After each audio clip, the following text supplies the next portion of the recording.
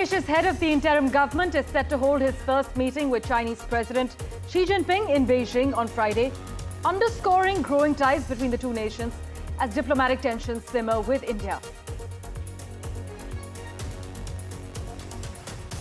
Thousands of Palestinians in Gaza protested against Hamas in a rare sign of public dissent aimed at the group. The anti-war demonstrations marked Gazans' frustration with Hamas's handling of negotiations with Israel after nearly 18 months of the war.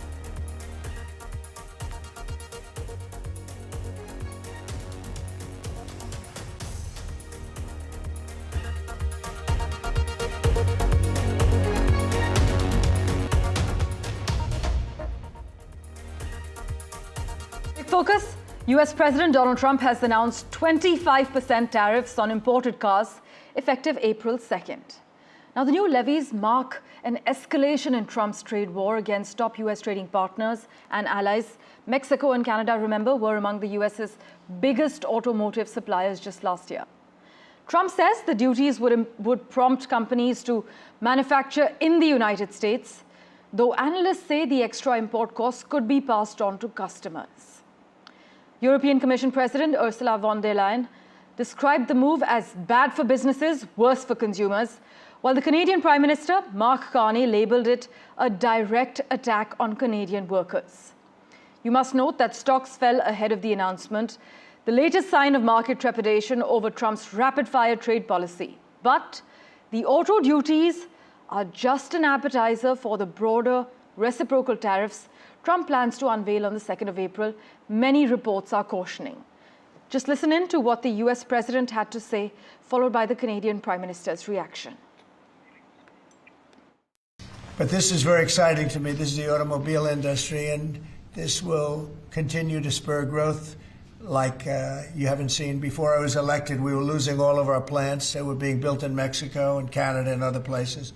Now those plants largely have stopped, and they're moving them to our country. President Trump announced 25% tariffs against our auto industry.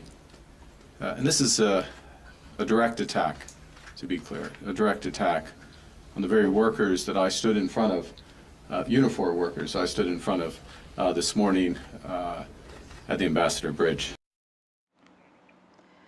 Well, live from Vietnam, we have with us Mugdha Mishra, who joins us with the CEO of Lumax Autotech. Mugdha, so Trump has announced a 25% tariff on all cars that are not made in the United States. Take us through the impact this will assert, and will India suffer? Well, so the bigger point here is that the tariff is not just on auto, but also on auto components. Right. And while India does not import as many cars, export as many cars into US, but our auto component export to US is substantial. It's around $3.5 billion, and it's just in the first half of this year. It was over $3.5 billion. So you can see that it's a big, important industry, and as it was till last year growing at 9 to 10%, expected to grow at 20 to 30%. But what India auto component can take heart in the fact that China is getting more penalized. So that's the reason why probably India will end up having a little bit of an edge. But to talk more about it, I have with me Mr. Vikas Marva. Hi, Vikas, can you hear me well?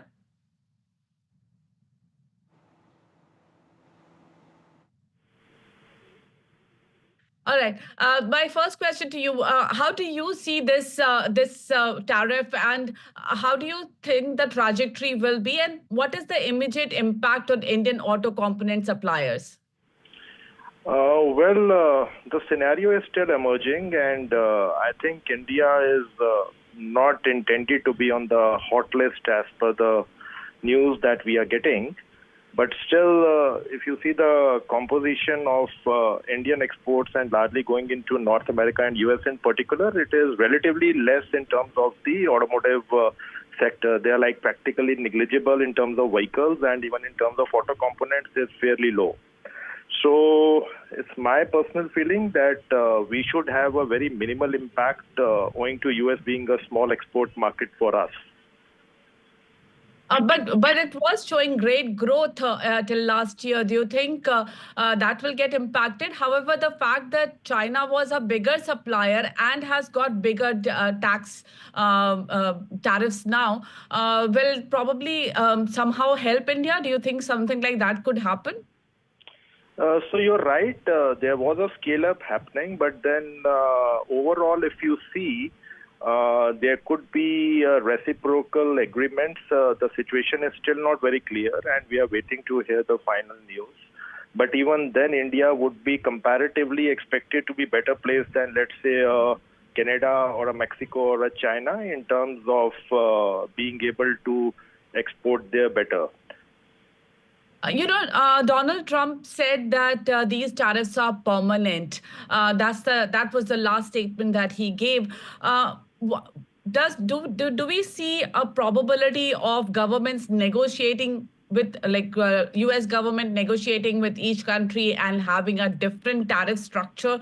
And that might mean, because India has been till now with Donald Trump and Mr. Modi being constantly in touch, do you think that will help India a little bit?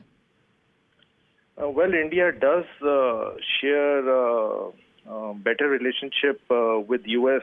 Than most countries on the hot list or the radar right now, and India has shown a positive inclination to lower the tariffs by even reducing duty on some high-end motorcycles. So I think it will be a very evolving kind of a situation, and we haven't heard the last on it right now. So we will have to wait and watch as far as the automotive sector is concerned.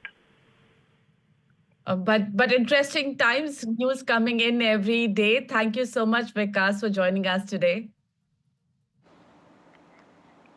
Meanwhile, in other crucial news, the White House is continuing to try to downplay the security blunder made when a journalist was added to a group chat about plans to bomb Houthi targets in Yemen. The White House reacted furiously after The Atlantic magazine published messages between national security officials in a Signal group chat in their entirety. Donald Trump called the reporting all a witch hunt and declared the publication a failed magazine, but it comes after The Atlantic magazine published what it says is a timeline of war plans shared by Trump officials in messages on the Signal app that mistakenly included its editor. Well, Democrats are calling for both the Defense Secretary and National Security Advisor to resign. But just listen in to what the US President had to say, followed by a report from Washington by my colleague, Kate Fisher. Hegseth is doing a great job. He had nothing to do with this. Hegseth. How do you bring Hegseth into it? He had nothing to do with it. Look, it's all a witch hunt. Here we are talking about some of the greatest business deals ever made. The greatest companies in the world are moving into the United States, and you want to ask about whether or not Signal works. I don't know that Signal works. I think Signal could be defective, to be honest with you. Well, Defence Secretary Pete Hegseth has reiterated that no classified information was shared on the chat, but screenshots of the thread posted by The Atlantic show him giving specific details of timing and the weapons used. The Atlantic decided to release them after President Trump and members of his government accused the editor of lying, and because of their repeated assertions that the information was not classified. White House Press Secretary Caroline Leavitt said that President Donald Trump, quote, continues to have confidence in his national security team. And that was in response to a reporter's question on whether anyone would be fired over this. But several Democratic lawmakers have been calling for resignations. During an Intelligence Committee hearing on Capitol Hill, Democrats criticised the administration for not acknowledging that it was a mistake or apologising, and called for those resignations. At the hearing, administration officials insisted the chat had not included classified information, and Democrats disputed that, while Republicans acknowledged that it had at least included sensitive information. Well, the top Republican and Democratic senators on the Senate Armed Services Committee are now asking the White House to expedite a Defense Department review of the incident. Kate Fisher, NDTV, Washington. Well, you must note this is not only colossally incompetent, but a scandal of the first proportion. Top US officials, including the Vice President and Secretary of Defense, discussing the most sensitive information on a commercially available app that is both easy for foreign adversaries to penetrate and seemingly designated and designed to circumvent the public records law that allow for scrutiny of their policy communications. But for further clarity, live from Washington, D.C., we have with us Daniel Block. Daniel, as always, thanks so much for making time for us.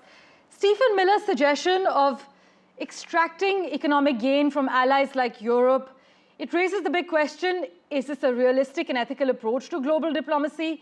These chats have revealed so much. Does it reflect a more transactional, what's in it for us mindset that actually undermines long-term alliances as far as US's approach is concerned? I think that's certainly a huge concern in Washington, particularly among Democrats and the remaining parts of the Republican Party that have not bought into Trumpism. That European allies are going to see this, other U.S. allies are going to see this and think they can't trust the United States unless they are able to sign on to some sort of protection racket. And I think what's particularly jarring about this in particular is two things. First, it suggests to the Europeans and again to other U.S. allies that this is not just something Trump is saying publicly, but that this is privately what the administration thinks as well, because these are private messages they did not expect to be read. And second, I think in terms of the United States trying to maintain its alliances, you now have serious concerns. You had concerns before, but now you have even more serious concerns among allies that if they share intelligence with the United States, it will not be in safe hands for exactly the reasons that we're talking about right now. Daniel, also given the contradictions in these leaked chat logs, where Vice President J.D. Vance and Secretary of Defense Pete Hegseth had opposing views on foreign policy, does this indicate a fundamental lack of direction in Trump's foreign policy? I mean, the Trump administration has always been known for having contradictions and being contradictory and often having policies that are contradicted by what they say their aims are. Now, of course, to be fair, every administration has disagreements and every administration has policymakers and senior officials who don't see eye to eye. So that in and of itself is not necessarily atypical, but with Trump, it's always magnified to an enormous degree. There's always more fighting. There's always more disagreements. There's always more contradictions than there are during a quote unquote normal presidential administration. Well, we'll wait and see how this unfolds and whether the White House continues to downplay this. Thanks so much, as always, Daniel, though, for joining us on NDTV. With that, let's turn our attention now to the neighborhood. Well, Bangladesh's interim chief, Mohammad Yunus, will be on a 4-day China visit. He's going to embark on his first state visit. Do remember, Bangladesh's Mr. Yunus is expected to meet China Xi Jinping amid strained India ties. And Dhaka and Beijing are expected to sign pacts in trade and economy. In fact, the foreign secretary in Bangladesh has said China is Bangladesh's closest ally. For further clarity, we have with us strategic affairs expert Brahma Jalani on the broadcast. As always, sir, thank you so much for making time for us and joining us on NDTV. Bangladesh, it seems, is keen to position itself as a business hub for Chinese investments, especially in the manufacturing sector, as we're given to understand.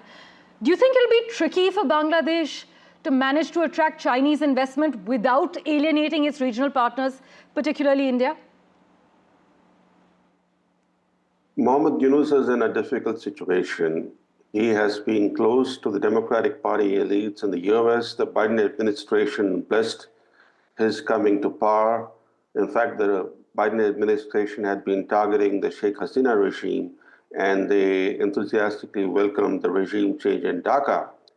But since the coming to power of Trump, Yunus finds himself in a predicament because Trump had, just before the presidential election in November,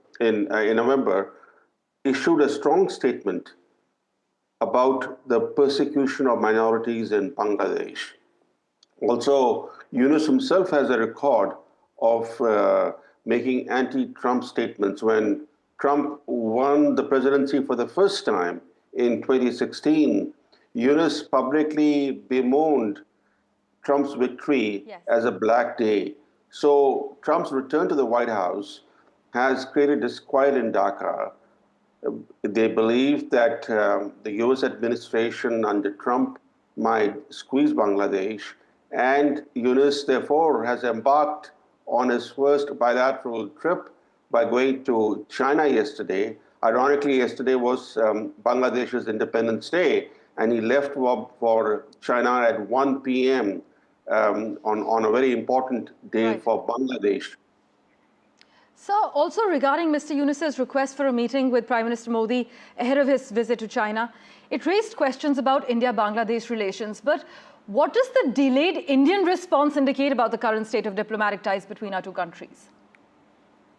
It's difficult for India to host Yunus at this stage, given the fact that the human rights situation under Yunus in Bangladesh has become quite dire. Yunus regime has released violent Islamists and terrorists from jail. The persecution and killings of minorities continue.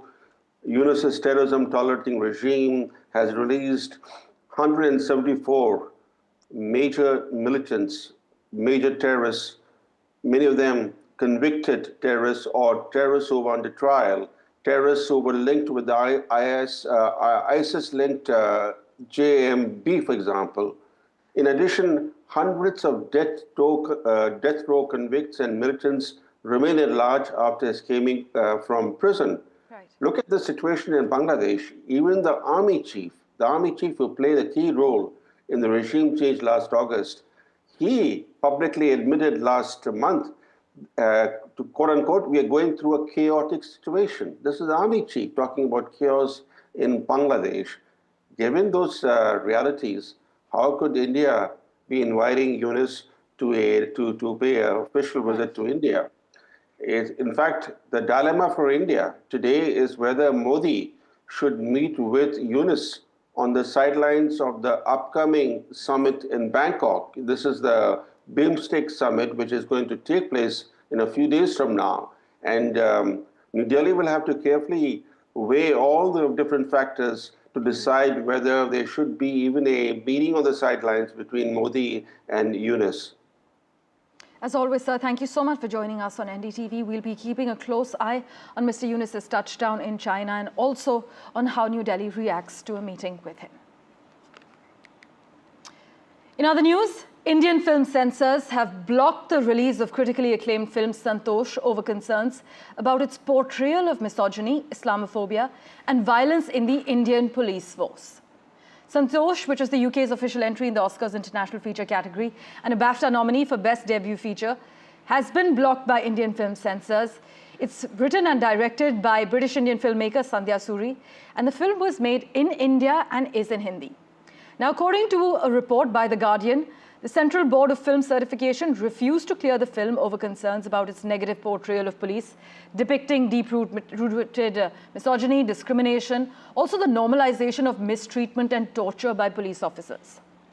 But the filmmakers had previously submitted the script in order to film in India and had faced no issues. You must note that India's largest cinema chain was also on board to distribute the film in January.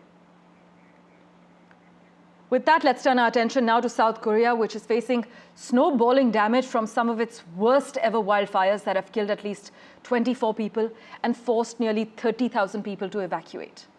The blazes have destroyed a 1,300-year-old Buddhist temple, houses, factories and vehicles, and burned nearly 40,000 acres. Well, hopes are now pinned on rain that is forecast for today, but with less than an inch expected, the situation could remain dire as far as South Korea is concerned.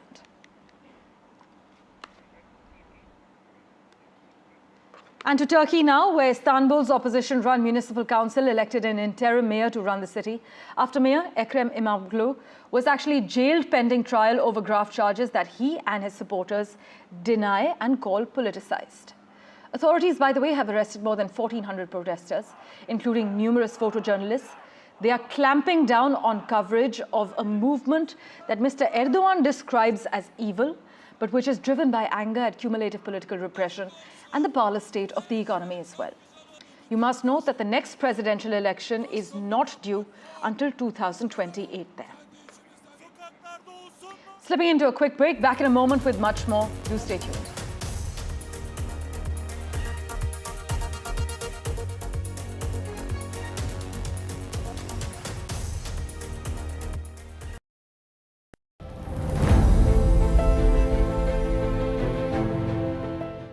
The India-US strategic partnership is one that's been developing now over the last several decades, and there's a great sense of optimism over here in India that it is headed in a particular direction. To tell us a little bit about that, and there are so many important global events taking place, Tulsi Gabbard with us, the Director of National Intelligence. It's wonderful to have you here in India, and thank you so much for speaking to us. In terms of the strategic relationship and the intelligence arrangements between India and the United States, to what extent is it premised on perhaps an expansionist or an expanding China and the Asia-Pacific region? You know, the ties between our two countries, the United States and India, go very, very far back. And so what we're continuing to see is a strengthening of that partnership and recognizing that the mutual interests of both of our countries are centered around peace, prosperity, freedom, and security.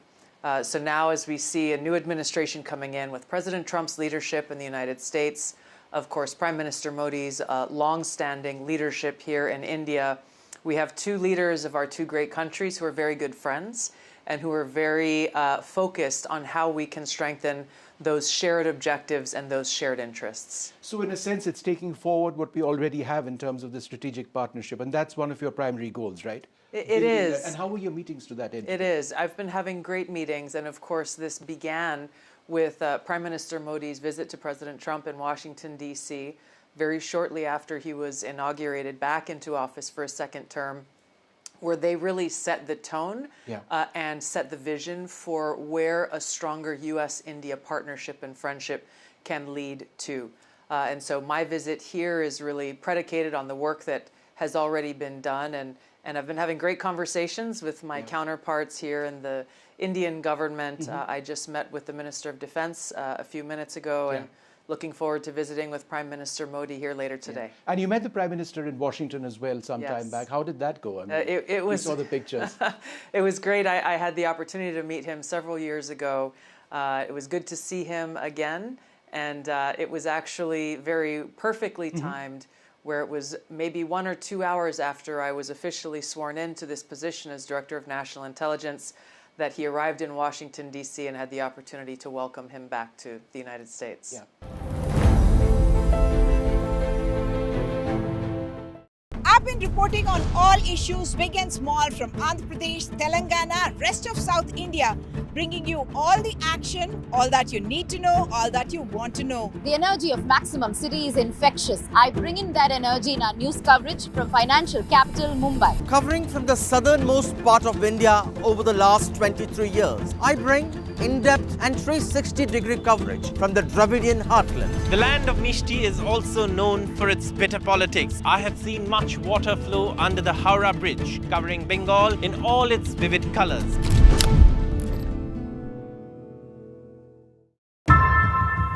How often have you turned away from debates that descend into endless fights? We bring you a show where every question is answered, where every debate finds its resolution, where every story finds its conclusion, where opinions collide but facts prevail, where stories unfold with insights and trust. When the noise ends, the last word begins.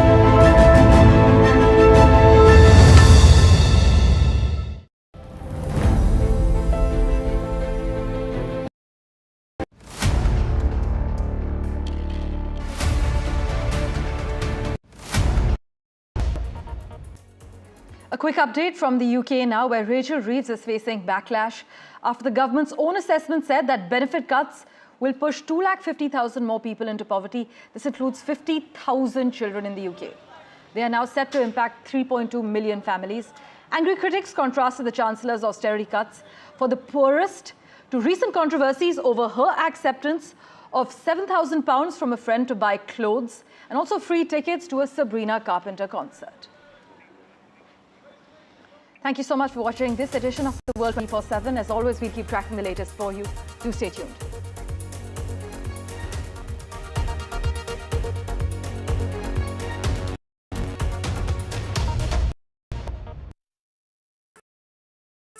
In today's interconnected world, India's voice is more crucial than ever. When India speaks, the world listens. At NDTV World, we are that voice, bringing you intelligent and insightful news from India and beyond. From geopolitics and diplomacy to economic shifts, migrations, tech disruptions, and the stories of our diaspora. We cover the news that shapes our global future. NDTV World, your new home for global news is here. ये आपकी रक्षा के लिए और ये आपकी रक्षा के लिए। अरे ये क्या है? ये आपकी रक्षा के लिए और ये घर की रक्षा के लिए। न जले न पिघले, घर घर को सेफ बनाएं। अपार Anushakti fire protect wire. Do you really know the company you invest in? What is the real picture behind presentations and claims? Is the outlook as rosy as the company claims? Know Your Company, powered by NDTV Profit Research, shines a light on the biggest stock market movers.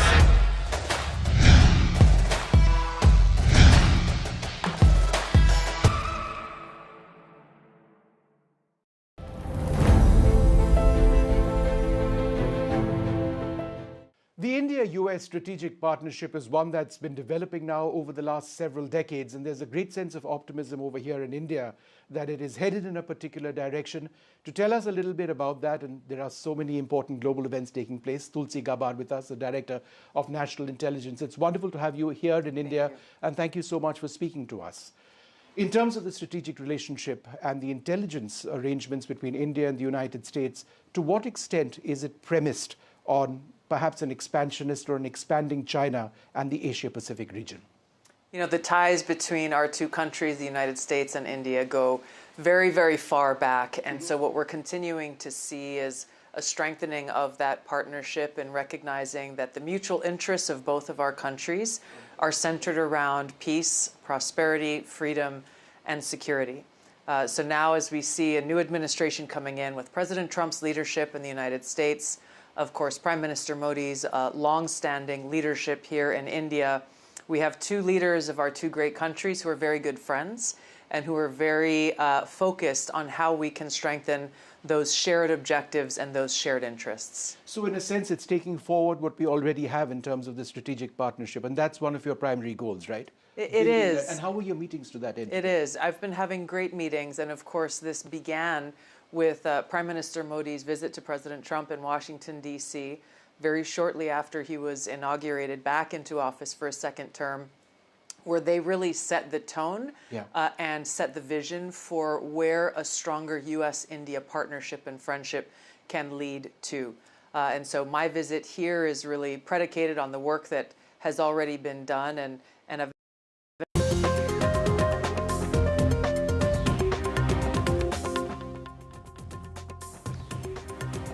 A very good morning. You're watching NDTV 24/7. This is The Breakfast Show. I'm Divya Vaza. We have a whole lot lined up for you, including the BJP chief of Tamil Nadu, who's here in Delhi. He's expected to be meeting with Amit Shah. We'll get you all the details. First, let's get you the headlines. The Chief Justice of India has, in fact, put out a message to the lawyers saying we need to ensure that we do not collapse. These are the remarks that are coming in the backdrop of the Judge Cash Rao